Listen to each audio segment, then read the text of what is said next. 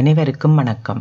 SPSS மென்பொருள் தொடர்பான தரவு கோவை ஒன்றை உருவாக்குவது தொடர்பான அறிமுகத்தை வழங்குகின்றேன். இப்பொழுது IBM SPSS ஸ்டாட்டிஸ்டிக்கல் சாஃப்ட்வேரை எவ்வாறு நாங்கள் டவுன்லோட் செய்யலாம் என்று பார்ப்போம். முதலாவதாக IBM நிறுவனம், அதாவது SPSS மென்பொருளை வெளியீடு செய்யும் நிறுவனத்துடைய வெப் தளத்திற்கு சென்று அங்கே மார்க்கெட் பிளேஸ் என்பதை கிளிக் செய்யும் போது அதில் சாஃப்ட்வேர் என்னும் பகுதியை நீங்கள் கிளிக் செய்யும்போது IBM நிறுவனத்தினால் வெளியீடு செய்யப்படும் மென்பொருட்கள் காணப்படும். இதில் நீங்கள் IBM SPSS ஸ்டாட்டிஸ்டிக்கை கிளிக் செய்யும்போது உருவாகும் வெப் தளத்தில் நீங்கள் 14 நாட்களுக்குரிய இலவச மென்பொருளை தேவையான தகவல்களை வழங்குவதனூடாக தரவிறக்கம் செய்து உங்கள் கணனியில் சேகரித்து கொள்ளலாம். அல்லது $99 பே பண்ணுவதனூடாக நீங்கள் இந்த மென்பொருளை கொள்வனவு செய்தும் கொள்ளலாம். அல்லது கூகுள் சர்ச் தளத்திற்கு சென்று SPSS ஃப்ரீ டவுன்லோட் என்று டைப் செய்வதன் மூலம் அங்கே காணப்படுகின்ற தளங்களில் உங்களுக்கு தேவையான தளங்களை கிளிக் செய்வதன் மூலம் SPSS மென்பொருளை நீங்கள் தரவிறக்கம் செய்து உங்கள் கணனியில் சேகரித்து கொள்ளலாம்.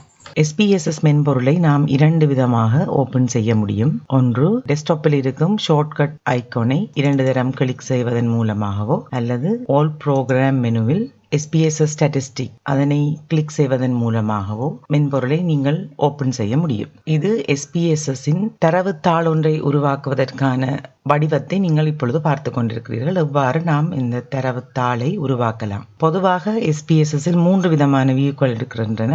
ஒன்று, மாறிகளுக்கான பார்வை, வேரியபிள் வியூ, டேட்டா வியூ, அடுத்தது அவுட்புட் வியூ. இந்த அவுட்புட் வியூ என்பது நாம் எமது தரவு பகுப்பாய்வை செய்து முடித்ததன் பின்னர் எமக்கான வெளியீடுகளை இந்த SPSS மென்பொருள் தரும்போது அவுட்புட் வியூ ஆனது காணப்படும். இப்பொழுது இந்த 2 வியூக்களையும் கொண்டு நாம் எவ்வாறு தரவுத்தாள் ஒன்றை உருவாக்கலாம் என்பதை பற்றி பார்ப்போம். Variable view, data view. முதலில் நாம் வேரியபிள் வியூவை கிளிக் செய்வோம். இது வேரியபிள் வியூக்கான பார்வை. இப்ப இங்கு மாறிகள், அதாவது வேரியபிளை நாம் எவ்வாறு உருவாக்கலாம் என்பதை பற்றி பார்ப்போம். இங்கே ஒவ்வொரு நிரலும் ஒவ்வொரு விதமான தேவைகளுக்காக பயன்படுத்தப்படும். இங்கே மாறிகளுக்கான பெயரை நாம் எவ்வாறு வழங்க போகிறோம். இந்த மாறிகளுக்கான பெயரை, இதை நேம் என்னும் இந்த நிரலில் நாம் மாறிகளுக்கான பெயரை குறிப்பிட முடியும். இங்கு மாறிகள் என்பது ஏதோ ஒன்றை விளக்குவதாக அமைந்திருக்கு. உதாரணமாக வயது, பால், இனம், உயரம், நிறை என்பன மாறிகளாக கொள்ளப்படும். இங்கே நாம் ஒரு மாறியை எடுத்துக்கொள்வோம். அதாவது செக்ஸ்,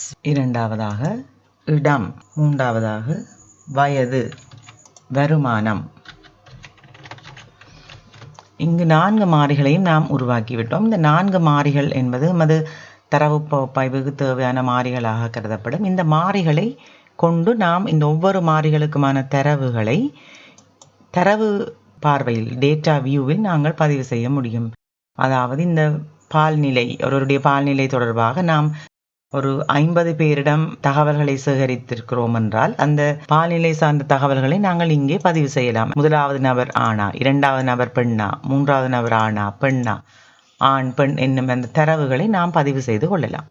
அதே போல இடம் என்னும் போதும் இந்த இடம் பல்வேறான இடங்கள் காணப்படும். யாழ்ப்பாணம், கண்டி, மன்னர், நுவரேலியா, கிளிநொச்சி, முல்லைத்தீவு போன்ற இடங்கள், ஒவ்வொருவரும் எங்கே வசிக்கிறார்கள் என்ற இடங்களையும் நாம் இங்கே பதிவு செய்து கொள்ளலாம். அதே போல அவர்களுடைய வயது மற்றும் அவர்களுடைய வருமானம். இங்கே நாம் மாறிகள், அதாவது வேரியபிள்ஸை பதிவு செய்யும் போது எந்த ஒரு இடைவெளியும் விடக்கூடாது.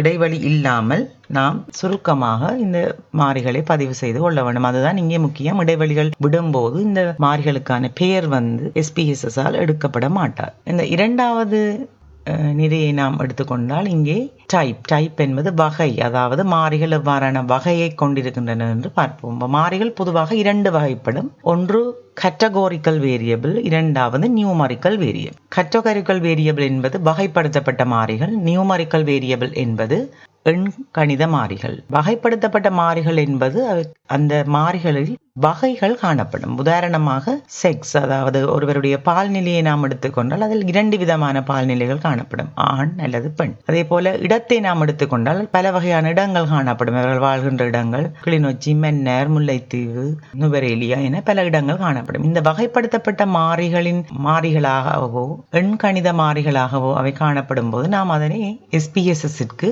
அறிமுகம் செய்தல் வேண்டும். இங்கே வேரியபிள் டைப் என்னும் நிரலில் குறித்த நிரையில் உள்ள மாறிக்கு நேரே கிளிக் செய்யும் போது டயலாக் பாக்ஸ் ஒன்று தோன்றும். இதில் மாறிகளின் பல்வேறு வகைகள் காணப்படும். இங்கு மாறிகளை பொருத்தமாக அம்மாறிகளுக்குரிய வகைகளை தெரிவு செய்தல் வேண்டும். முதலாவதாக நியூமரிக், எண்கணித மாறி வகை. இது எண்கணித மாறிகள் தசமதானங்களுடனோ அல்லது தசமதானங்கள் இல்லாமலோ குறிப்பிடப்படலாம். கம, இவ்வகையானது 3 இலக்கங்களுக்கிடையே கம இடப்பட வேண்டியிருப்பின் இவ்வகை தெரிவு செய்யப்படலாம். நீங்கள் கம இல்லாமல் டேட்டாவை டைப் செய்யும் போது SPSS தானாகவே கமாவை இடும். டாட், புள்ளி.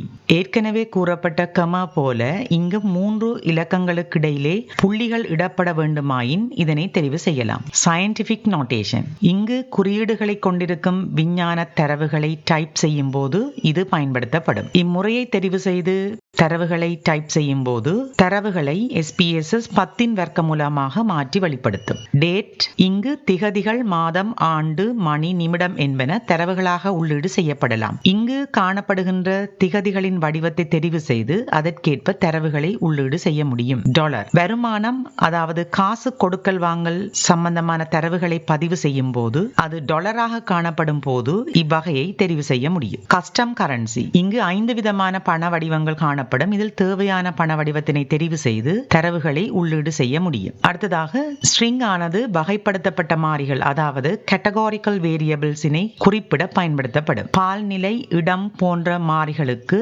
இவ்வகையானது தெரிவு செய்யப்படலாம். அடுத்ததாக ரெஸ்ட்ரிக்டட் நம்பர்ஸ். இது ஒரு புதிய வகையாகும். SPSS இன் புதிய பதிப்புகளில் காணப்படும். உதாரணமாக தொலைபேசி இலக்கம், ஜிப் கோட், நகர குறியீடுகள், பாதுகாப்பு குறியீடுகள், செக்யூரிட்டி கோட்ஸ் என்பவற்றை பதிவு செய்வதற்கு இவ்வகையானது பயன்படுத்தப்படும். எனவே இம்மாறிகளின் வகைகளில் பொருத்தமானவற்றை தெரிவு செய்து தரவுகளை உள்ளீடு செய்யும் போது தரவு பகுப்பாய்வுக்கு இலகுவானதாக காணப்படும். இங்கே பால்நிலை என்பது ஒரு வகைப்படுத்தப்பட்ட மாறி என்பதால் பொதுவாக இந்த மென்பொருளில் வகைப்படுத்தப்பட்ட மாறிகளை நாம் ஸ்ட்ரிங் என்று கொள்வதால் ஸ்ட்ரிங் என்ற இந்த வகையை நாம் கிளிக் செய்ய வேண்டும். அப்போதுதான் இந்த வகைப்படுத்தப்பட்ட மாறிகளை அது வகைப்படுத்தப்பட்ட மாறிகளாக எடுத்து தரவு பகுப்பாய்வை செய்யும். எனவே நாம் அதனை ஸ்ட்ரிங் என அறிமுகம் செய்து அதற்கு ஓகே என்று கிளிக் செய்ய வேண்டும். அடுத்ததாக இடம் தரவு சேகரிப்பதற்காக எடுத்துக்கொண்டிருக்கிறோமோ அவர்களுடைய இடங்கள் பல வகைப்படும். எனவே இங்கேயும் இந்த வகைப்படுத்தப்பட்ட மாறிகள் என்பதால் இதனை நாம் ஸ்ட்ரிங் என குறிப்பிட்டு அதற்கு ஓகே கொடுக்க வேண்டும். அடுத்ததாக வயது என்பது ஒரு எண்கணித ரீதியான மாறியாகும். ஏனென்றால் வயது என்பது எண்ணாகவே காணப்படும். ஒவ்வொருத்தருக்கும் ஒவ்வொரு விதமான வயது காணப்படும். 12, 13, 18, 70, 60 என பல தரவுகள் காணப்படுவதால் இதை நாம் எண்கணித மாறியாகவே தரவு பகுப்பாய்வு செய்யலாம்.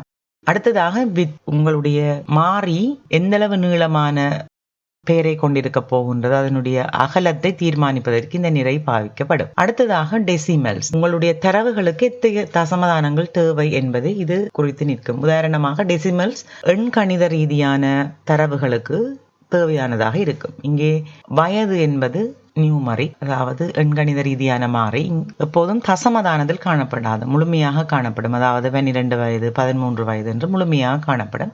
எனவே நமக்கு இந்த டெசிமல்ஸ் தேவையில்லை. நமக்கு தேவையில்லை என்னும் போது அதை நாம் குறைத்து விடலாம், தேவைப்படும் போது கூட்டி விடலாம். இதனை நீங்கள் தரவு வியூ, டேட்டா வியூவில் பார்க்கும்போது இங்கே ஏஜ் என்னும் போது உங்களுக்கு 45 வயது என்று காணப்படும். இங்கே டெசிமல்ஸ் நமக்கு தேவையில்லை. இங்கே 1 டெசிமலாக காணப்படுவதால் தரவில் 1 தசமதானம் காணப்படுகிறது. நாம் அதை இல்லாமல் செய்யலாம். டெசிமல் தேவையில்லை. இப்பொழுது நீங்கள் அதனை பார்க்கலாம், 45 என்று காணப்படுகிறது. ஆனால் வருமானத்தை பொறுத்தவரை இங்கே டெசிமல்ஸ் நமக்கு அவசியமானது. அது 12,500.65 அல்லது 12,400.12 இவ்வாறு காணப்படலாம். எனவே உங்களுடைய தசம எண்ணிக்கை, தசமதானம், எத்தனை தசமதானம் உங்களுக்கு தேவைப்படுகிறதோ அதை பொறுத்து நீங்கள் இதனை தீர்மானித்துக் கொள்ளலாம். அடுத்ததாக லேபிள் என்பது இந்த வேரியபிள்ஸ் மாறிகளை மிகவும் தெளிவாக நீண்ட மாறிகளாக, அதாவது மிகவும் விளக்கமாக நாம் எழுதிக் கொள்வதற்காக இந்த நிரல் பயன்படுத்தப்படும். இதில் பால்நிலை என்பது 15 கிராமங்களில் வாழும் வருமானம் குறைந்த மக்களின் பால்நிலை. எனவே நாம் அதனை வடிவாக விளக்கமாக எழுதலாம்.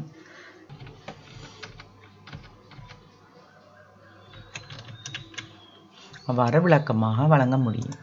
அதே போல இடம் என்னும் போதும் நீங்கள் அதனை மிகவும் தெளிவாக டைப் செய்ய முடியும். அடுத்ததாக பெறுமதி வேல்யூஸ் கொலமை பார்த்தால், வேல்யூஸ் என்பது இங்கே கேட்டகோரிக்கல் வேரியபிளுக்கு கூடுதலாக பயன்படுத்தப்படும். ஏனென்றால் இங்கே பால்நிலை என்பது ஆண் பெண் என 2 விதமான வகைகள் காணப்படும் போது நாம் அந்த ஆண் என்றால் அதற்கு 1, பெண் என்றால் அதற்கு 2 என்று நாம் கொடுப்போமாக இருந்தால் நமக்கு தரவை நாம் என்டர் பண்ணுகின்ற வசதி நமக்கு அதிகமாக காணப்படும், ஈஸியாகவும் காணப்படும். இதனை கிளிக் செய்யும் போது இங்கே ஒரு டயலாக் பாக்ஸ் உருவாகும். இதில் நாம் பால்நிலையில் ஆண் பெண் என்று வகைப்படுத்தும் போது 1 என்பது ஆண் என்பது மேல், 2 என்பது பெண். இங்கே தரவை நாம் இவ்வாறு பதிவு செய்ய போகிறோம் என்றால் 1 என்று நாம் டைப் செய்யும் போது அது ஆண் என்பதை குறிக்கும். இலகுவாக நாம் இந்த தரவுகளை பதிவு செய்வதற்கு இது ஒரு சுகமான வழியாக காணப்படுகிறது. அதே போல நீங்கள் 2 டைப் செய்யும் போது அது ஃபீமேலாக கொள்ளப்படும்.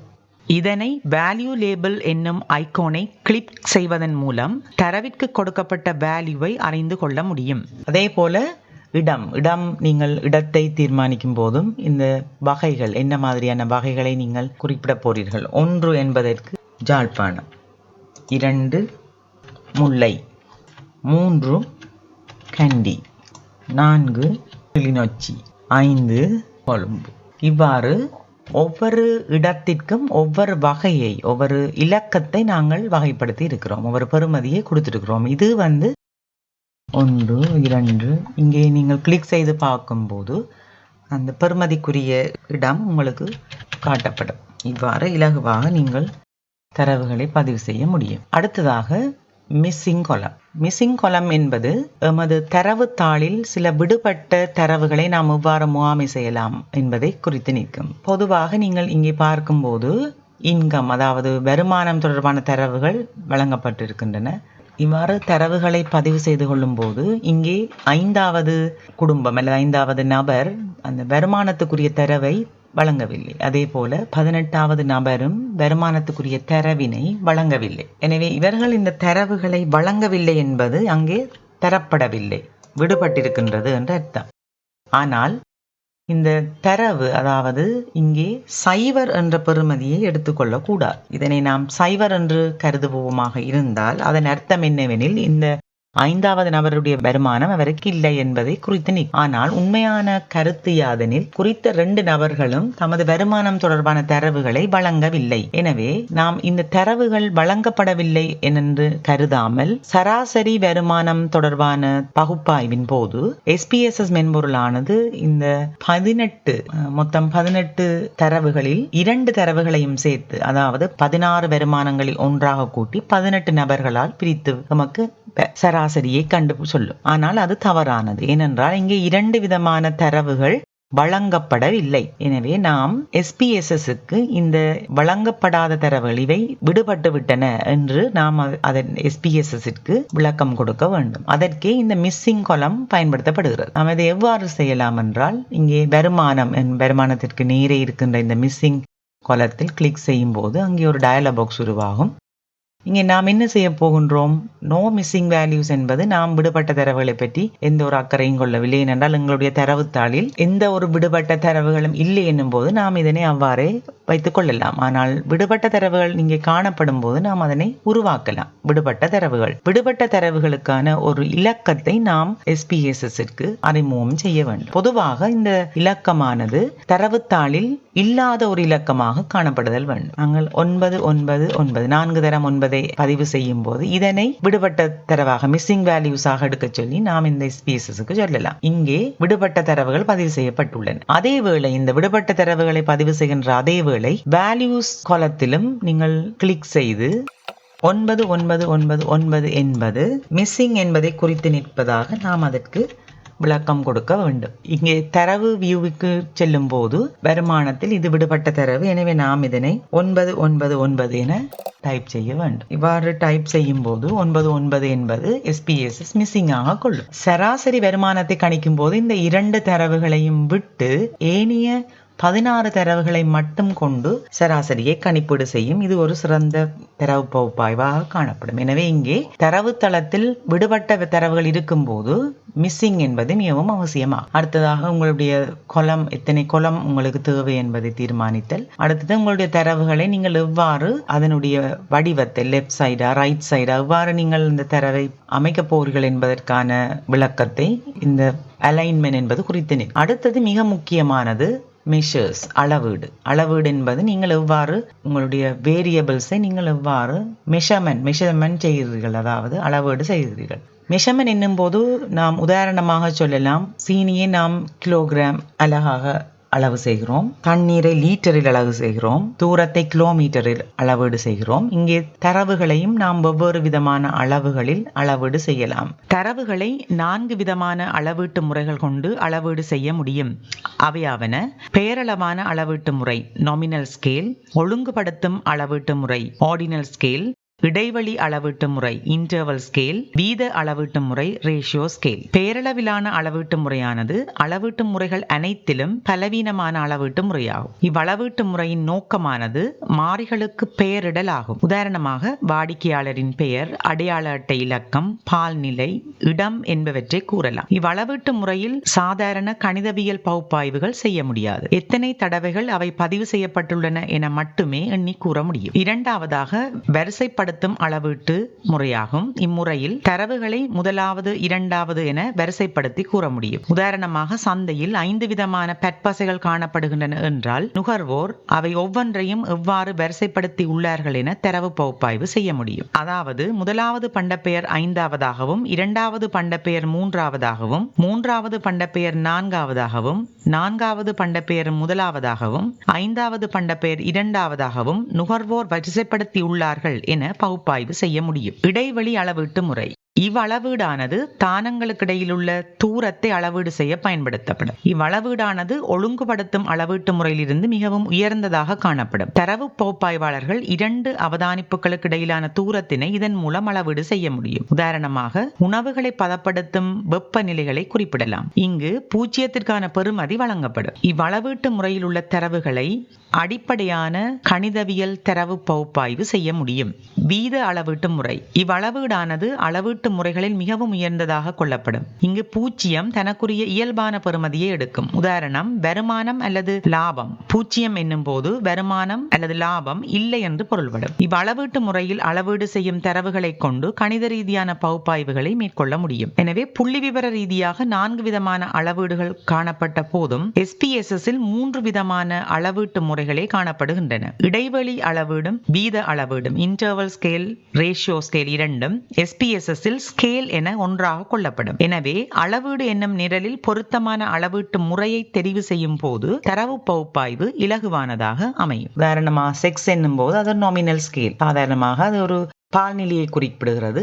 நாம் பால்நிலையை குறிப்பிடுவதற்காக அதே வகைப்படுத்தி இருக்கிறோம். அதே போல இடம் ஒரு நாமினல் ஸ்கேல். ஆனால் ஏஜ் என்பது ஒருவருடைய வயது, இது ஒரு எண்கணித ரீதியான வயது. அங்கே ரேஷியோ ஸ்கேல். எனவே நாங்கள் ஸ்கேல் என அதை செலக்ட் பண்ண வேண்டும். அதே போல வருமானத்தை எடுத்துக்கொண்டாலும் 0 என்பது வருமானம் இல்லை என்ற கருத்தை கொள்வதால் இதையும் நாங்கள் ஸ்கேல் என்று செலக்ட் பண்ண வேண்டும். இவ்வாறு இந்த ஸ்கேல் நாம் எவ்வாறு ஒவ்வொரு மாறிகளையும் அளவீடு செய்திருக்கின்றோம் என்பதையும் நாம் இங்கே குறிப்பிட வேண்டும். அடுத்ததாக ரோல் என்பது உங்களுடைய மாறிகள் எவ்வாறான பங்கை எடுக்கின்றன. இதனை நாம் தரவு பகுப்பாய்வு செய்யும் போது மிகவும் அதிகமாக விளங்கிக் கொள்ள முடியும். அடுத்ததாக தரவு பதிவுகள் செய்த பின்னர் ஃபைலை எவ்வாறு சேவ் செய்யலாம் என்று பார்ப்போம். SPSS ஃபைல் ஒன்றை சேவ் செய்வதற்கு மெனு பாரில் ஆக்டிவாக இருக்கும் சேவ் ஐகானை கிளிக் செய்யும் போது டயலாக் பாக்ஸ் ஒன்று உருவாகும். இது நீங்கள் ஃபைலை எங்கு சேவ் செய்ய போகின்றீர்களோ அவ்விடத்தை தீர்மானித்து தெரிவு செய்ய வேண்டும். உதாரணமாக டெஸ்க்டாப்பினை தெரிவு செய்து